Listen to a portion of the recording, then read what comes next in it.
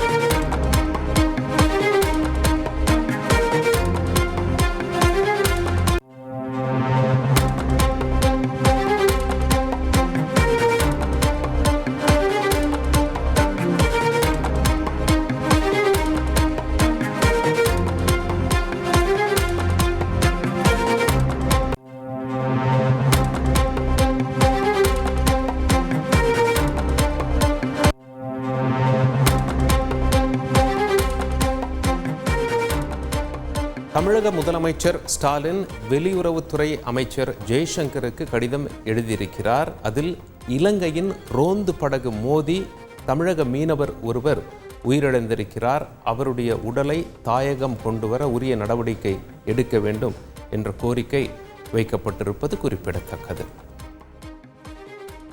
உங்கள் தந்திவன் தொலைக்காட்சியில் தினமும் ஒரு சர்ப்ரைஸ் மாலை 6 முதல் 7 மணி வரை காணத் தவறாதீர்கள்.